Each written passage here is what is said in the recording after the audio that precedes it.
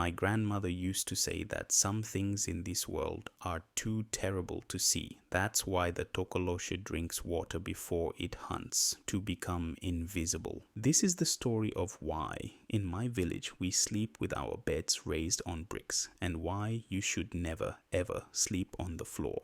I was 9 years old when I learned the Tokoloshe was real. My Uncle Themba had just moved back to the village. He'd been working in Johannesburg for 3 years, living in the city, forgetting the old ways. When he came home, he laughed at everything. At the Sangoma who blessed the house, at my grandmother's warnings, at the way we all kept our beds raised high on stacks of bricks. Superstition, he called it, old nonsense for old people. My grandmother didn't argue with him. She just looked at him with those sad, knowing eyes and said one thing: the Tokoloshe comes for those who don't believe. Uncle Themba laughed. That night, he took all the bricks from under his bed and threw them outside. I'm a grown man, he said. I'm not afraid of children's stories. He went to sleep on his mattress on the floor, comfortable, confident, foolish. I woke up at 3 in the morning, not because of a sound, because of the silence. In the village, there are always sounds at night. Crickets, dogs, the wind in the trees. But that night, everything was quiet, like the world was holding its breath.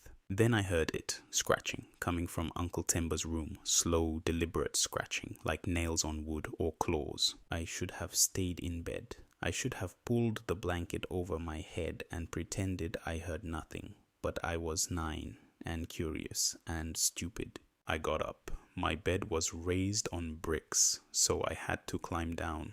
The floor was cold under my bare feet. I walked down the hallway toward Uncle Themba's room. The scratching got louder. Scratch, scratch, scratch. Then it stopped. I stood outside his door, listening. Nothing, just that terrible, heavy silence. I pushed the door open. The moonlight came through the window, painting everything in silver and shadow. Uncle Themba was lying on his mattress on the floor, not moving, not breathing, just lying there, perfectly still. And standing over him was something small. Very small, maybe 3 feet tall, covered in matted hair, with long thin arms that ended in fingers too long to be human. It was hunched over my uncle, and even though I couldn't see its face, I knew it was looking at him, studying him, like a cat studies a mouse before it kills. I wanted to scream, I wanted to run, but my body wouldn't move, my voice wouldn't come. I just stood there in the doorway, frozen, watching this thing crouch over my uncle. Then it turned its head and looked at me. I still see those eyes in my nightmares. Black, completely black, no white, no iris, just endless black, like staring into a well that goes down forever. And in those eyes I saw something worse than anger. I saw hunger. It smiled, not a human smile, too wide, too many teeth. Then it spoke. Not with words, just a sound, like wind through a cracked window, like bones scraping together, like whispers in a language I didn't know but somehow understood. Go back to your bed, little one. Your bed is raised. You are safe for now. I ran. I don't remember running, but I must have. Because suddenly I was back in my room, climbing onto my bed, pulling the blanket over my head, shaking so hard my teeth chattered.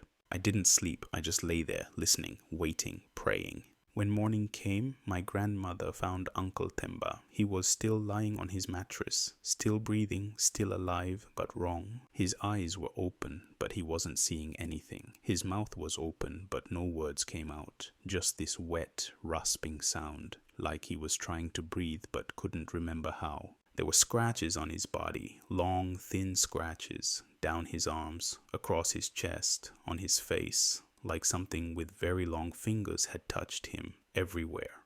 The Sangoma came. She looked at Uncle Themba and shook her head. She burned herbs, sang prayers, drew symbols on his forehead with white clay. It took him, she said, his spirit. The Tokoloshe took his spirit and left only the body. My Uncle Themba lived for 3 more weeks. If you can call it living, he never spoke again, never looked at anyone, just lay there, staring at nothing, breathing that awful rasping breath. Sometimes at night we could hear him laughing, but it wasn't his laugh. It was something else, something using his voice. Then one morning he just stopped breathing. The doctor said heart attack, natural causes. But we knew, the village knew.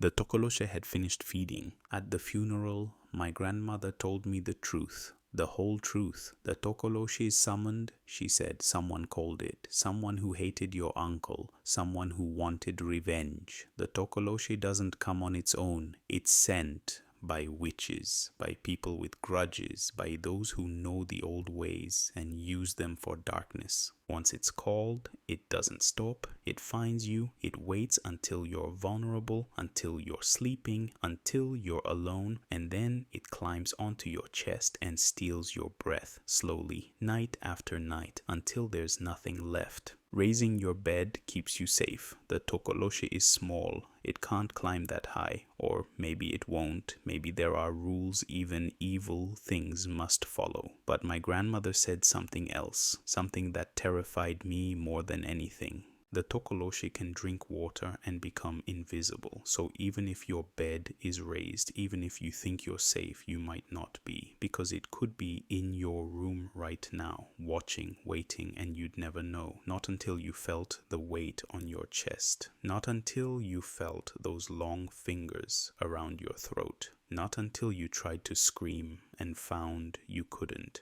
I'm 31 years old now. I left the village years ago. I live in Cape Town, modern city, electric lights, tall buildings, far from the old ways. But I still sleep with my bed raised on bricks. People think it's strange. My girlfriend asks why I do it. I tell her it's for storage, for air circulation, for any reason except the truth. Because the truth is, I still remember that night. I still remember those black eyes. I still remember that smile. And sometimes late at night, when the city is quiet and I'm alone in my room, I hear it. Scratch, scratch, scratch. Like something with very long fingers is trying to find a way up. And I lie very still in my raised bed, and I pretend I don't hear it, and I pray that whoever sent the Tokoloshe after my uncle has forgotten about me, because I saw it. I looked into its eyes, and it looked back.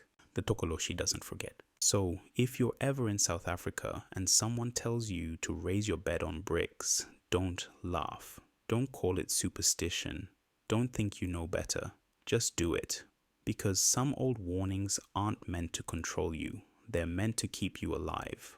And if you wake up in the middle of the night and hear scratching, don't get up, don't look, don't even breathe too loud. Just lie very still and pray your bed is high enough. Because the Tokoloshe is patient. It can wait. It has all the time in the world, and it's always hungry.